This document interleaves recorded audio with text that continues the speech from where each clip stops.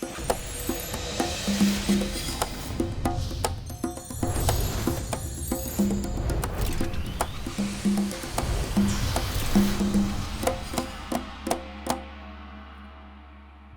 you really enjoy traveling, consider subscribing so you can keep up with all our latest travel reviews and tips, as well as supporting the channel. Welcome to the historic city of Siem Reap, Cambodia, and our top 10 travel tips. Tip number 1. When to go. The best time to go is obviously during the dry season when the temperatures are a little cooler. When I mean cooler, they're just cooler than the rainy season. The temps are still up in the 80s on the Fahrenheit scale. It's a lot less humid and obviously less rain. But when to go really comes down to your schedule and your budget. Tip 2. How many days do I need? A question everybody seems to ask. I think 3 days is the sweet spot in Siem Reap. This city is a great city to include in your itinerary while visiting other cities in Asia. For this trip, we arrived on a Monday and left on a Friday, so we had 3 full days in Siem Reap, which was plenty of time to see and do everything we wanted. Tip 3. Traveling to Siem Reap. Crunch the numbers and figure out which way works best for you, for your budget, for your schedule, and for your sanity. Whether you like to book your whole trip on one itinerary or separate local flights once in Asia, this is similar to what we would do in Europe. On this trip, we landed in Hong Kong for an extended layover, spent some time in Hong Kong, and very much looking forward to going back. Then we flew over to Vietnam, traveled around the northern region, and from Vietnam, we took Vietnam Air to Cambodia. It was an inexpensive flight with great service. Then we took Air Asia from Cambodia to the beaches of Thailand, which was a very cheap flight, and the service was actually really good. From there, we flew back to the States. For us, it worked out better to book a round trip, arriving in one country in Asia and departing from another, and book local airlines within the region. See which method works out best for your schedule and your budget. Tip 4. Where to stay. Within the tourist area of Siem Reap, everything is pretty much walkable, although you will need to travel a little bit to see the ruins. We stayed in the Old French Quarter, which is a little quieter, but still walkable to all the restaurants and bars you'll probably want to go to. But if you want to be a little closer to the action, you could stay in the Old Market area, close to the infamous Pub Street. But if you're on a tight budget, you can stay out in the Wat Bo area, which should be a little bit cheaper, but still walkable to mostly everything. Now, when deciding where to stay, as far as hotel, Airbnb, or hostel, this depends on a lot of factors: your budget, your comfort threshold, whether you're using points or have status at a hotel. For us, we usually book an Airbnb, but in this case, the hotels were so inexpensive, we booked a local hotel. We contacted them directly, and they gave us a better rate than the online booking sites, a free dinner in the restaurant, and yes, a free beer every day. Score. Although this hotel probably wouldn't make our top 10 list, the rooms were big and clean, the service was excellent, and the location was very convenient. Tip 5. Getting around. Getting off our flight, we were pleasantly surprised to find out this was our airport transfer from the hotel.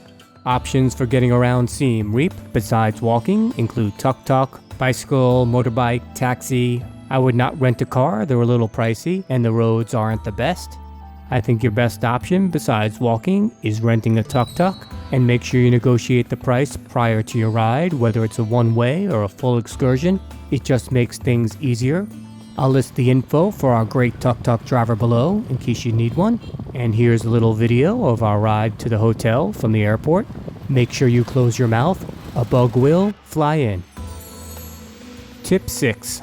Money, money, money. The US dollar is the main currency in Siem Reap, but fortunately, the Cambodian rial is becoming more and more widely used. Maybe it's just me, but when I travel to a foreign country, I want to use their local currency. I know it's not as convenient, but that's just me. Most of the time you will get change in the US dollar, but sometimes in smaller amounts you'll get Cambodian rials. And everything's so inexpensive in Siem Reap, you won't be spending much. And although it's not the most inexpensive city in the world, I'd say it ranks in the top 10 or 15 least expensive tourist cities in Southeast Asia. Tip 7. The sun is strong, and so are the bugs. The sun is actually deceptively strong.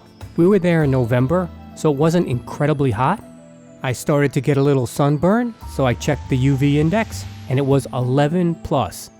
I don't know how many people knew the index went over 10, but it does. So put on sunscreen, put on a hat, whatever you need to do to protect your skin. And the bugs? Yes, especially at dusk and dawn, you'll notice a collective of bugs flying around. We surfed the web to find the most powerful industrial strength bug spray around for our clothes and for our skin. And whichever insect repellent you decide to purchase, make sure you read the directions and the hazards, and make sure you keep it out of your eyes and mouth. But we get bit all the time, and in the week we were there, I think we only got bit 3 times, and I consider that a win. Tip 8. Is beer cheaper than water? Not really. For the most part, but at some happy hours, we did find beer cheaper than water. You just have to look around. And remember, always drink bottled water when in Siem Reap. As you can see here by this selection, the beers here are quite inexpensive, especially the local varieties.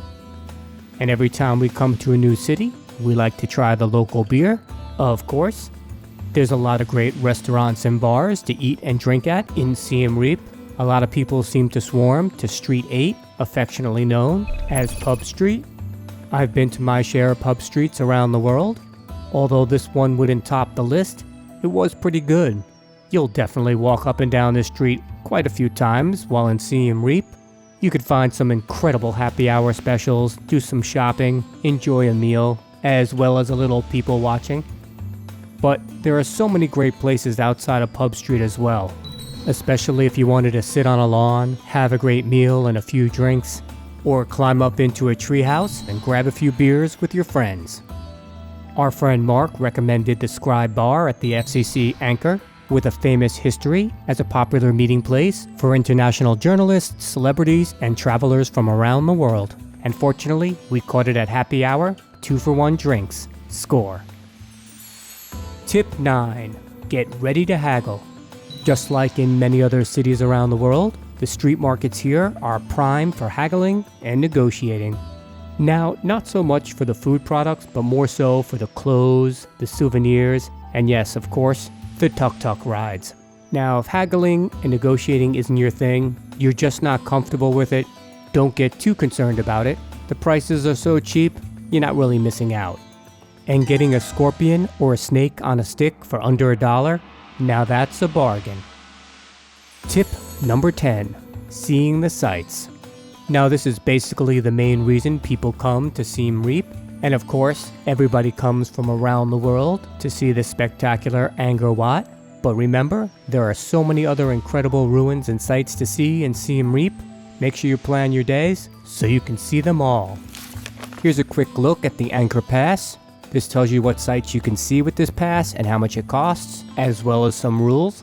Remember, if you buy the one-day pass the night before after 4:45 p.m., you get that night and the whole next day, so you can catch one of the beautiful Siem Reap sunsets. As you can see by this map here, the red area is the small loop, and the entire area encompasses the large loop. We negotiated with our tuk-tuk driver to see the small loop plus a few other sites. So if you decide to take a tuk-tuk, make sure you negotiate with your driver exactly what you want to see for what price. There's a lot of walking, it can get really hot and humid, so you can break your sightseeing up into 2 days or even 3, whatever works out best for you. Some people recommended that we go see the sunrise at Angkor Wat. I hear it's beautiful, but usually on vacation we don't wake up that early, and if it's overcast, you won't see much. So instead, we tried to catch the amazing sunset as it sets over Angkor Wat from the top of Phnom Bahang Temple. You have to walk up a hill and then wait on line. The line might be a little long in the evening, so try to arrive an hour or 2 before sunset. Then you'll climb these stairs, and when you get to the top, there's not much going on, but the views are amazing.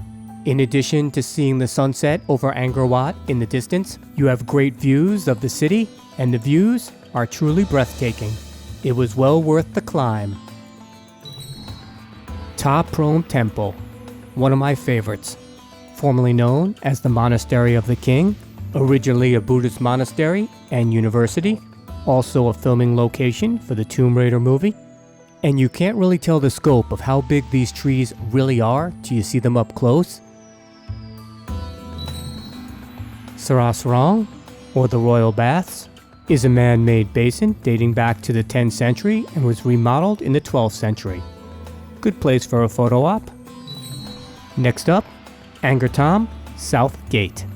Of the 5 gates, this is probably the most famous. There's this incredible stone figure at the end of the causeway that you could actually drive your cars through. And lining both sides of the causeway are these stone figures of demons and gods depicting the Hindu mythological story of churning of the ocean. And now we have Angkor Wat, which everybody seems to travel to Siem Reap for. The name translates to City Temple or City of Temples. This structure is huge. It covers over 400 acres, and according to the Guinness Book of World Records, this is the largest religious structure in the world, and it took about 30 years to build, and about 3 hours for us to walk around it. So make sure you set aside enough time to walk around and appreciate everything Angkor Wat has to offer. I think you'll have a great time. We absolutely did. And please do not feed the monkeys. It's not good for the monkeys or for the tourists. If you want, just use it as a photo op and no flashes, please. Some final thoughts. I think you should definitely add Siem Reap to your travel list. The city is unique, the people are friendly, it's very inexpensive, and you get to witness some incredible historical architecture. I hope this helps you on your trip to Siem Reap. Safe travels. For more insights, tips, and info into all your travel moves, stay tuned and subscribe to our channel.